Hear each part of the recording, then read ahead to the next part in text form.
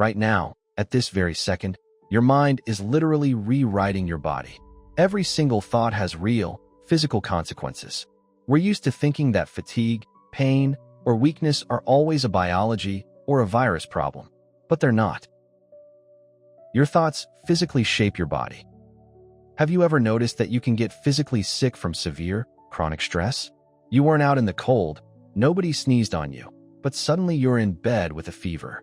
We're used to treating our body like it's a separate machine. It breaks, you pop a pill, it's fixed. But the reality is, your body directly mirrors whatever is looping in your head right now.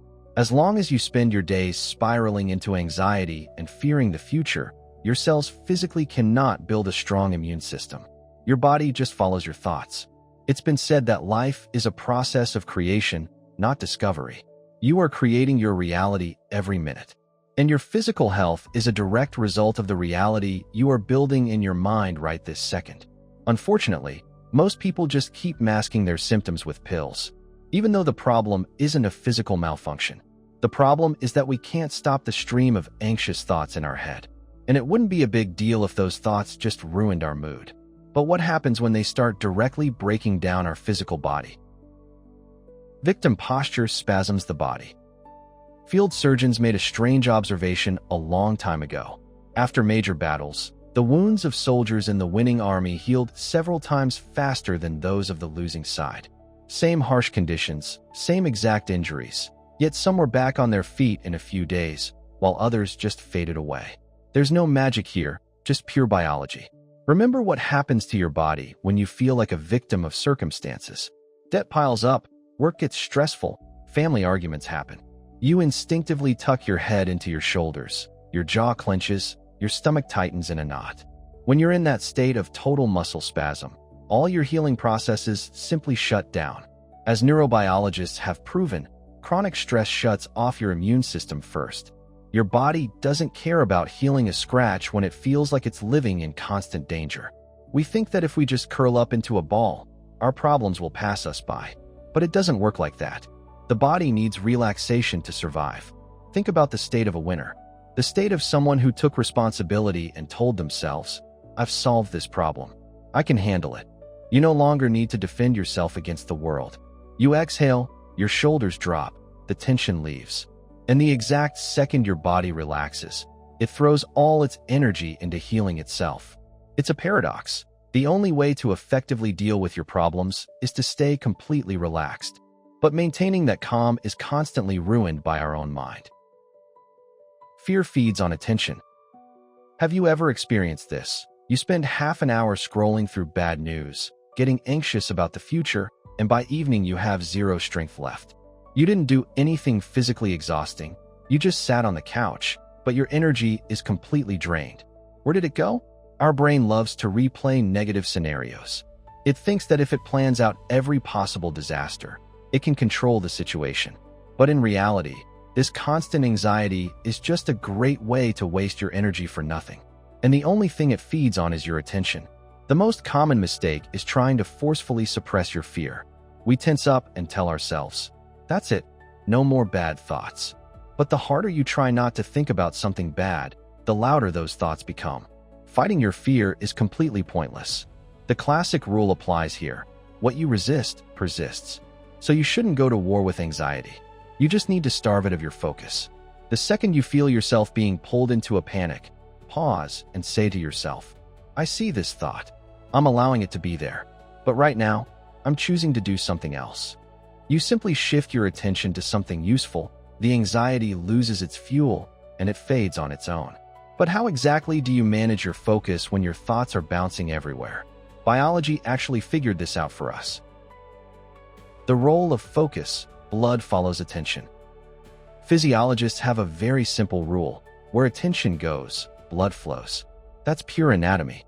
Close your eyes and focus entirely on your right hand for 5 minutes, and you will physically feel heat and a pulse in it. But what do we do when we are sick or going through exhausting stress? Our entire focus is pointed entirely at the problem itself. We lie in bed and listen to our headache. We search our symptoms. We get angry at our own weakness.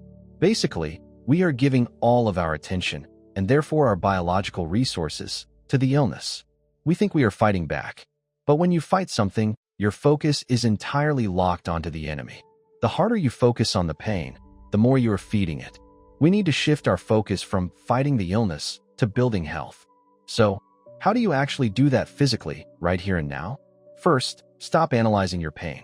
If it hurts, it means your body is currently spending energy trying to repair it. Don't interrupt it with panic.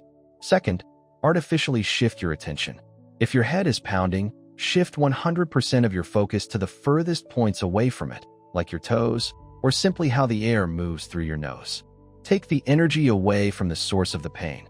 And third, ask yourself one simple question. What does my body need right now to feel better? A glass of water, sleep in total darkness, or for me to just leave it alone with my thoughts? Change your role. Stop being the victim who suffers from symptoms. Be a decent assistant to your body. Just provide it with some peace and get out of its way. The illusion of tomorrow. Think of your most common thought when you're sick or going through a really tough time. Once I finally get better or solve all these problems, then I'll finally start living normally. That is our biggest mental trap. We constantly put our lives on hold, waiting for some perfect result. The problem is, when you only live for that final finish line of recovery, you completely devalue today. You're not living. You're just existing in a state of agonizing waiting. But the secret is, your real life doesn't magically start sometime in a beautiful tomorrow. It only happens here and now, right in the middle of the process. Sure, this sounds like a joke. How can you possibly live and enjoy the process when you're broke or running a fever? The catch is, nobody is asking you to be happy about your problems. Your only job is to stop treating a bad day like a rough draft that you need to blindly rush through. Even if you're sick, today is still a valid piece of your life. What value can you extract from it right now? Stop putting yourself on pause. Sleep as deeply as you haven't allowed yourself to in years. Finally, allow yourself to lay in bed all day without feeling guilty about all your unfinished tasks. Give your body a legal day off, instead of obsessively checking the thermometer every half hour and feeling angry. The moment you shift your focus from, when will this be over, to, how can I make today as comfortable as possible given the circumstances, you remove a massive amount of internal resistance. And that is exactly when your body gets the resources it needs to recover. But for any of this to work, we need to master one final, basic skill. Without it, none of these mechanisms will ever trigger. Foundation of health, acceptance, and balance. So what does this all mean? Any sickness or severe burnout isn't the universe punishing you.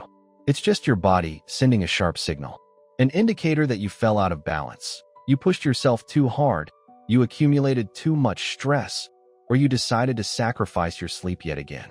And the absolute most important thing to do when that alarm goes off is not to swallow painkillers and try to run back to the office tomorrow. Your very first step to recovery is simple acceptance. You need to exhale and tell yourself, yes, I am sick right now, and I am giving myself the legal right to put everything on pause. A lot of people confuse this with being a weak victim, but it's not. This is the posture of an adult who just dropped the excessive pressure of their projects and chose their own health instead. You have no idea how much internal tension vanishes the exact second you stop resisting the fact that you are currently weak.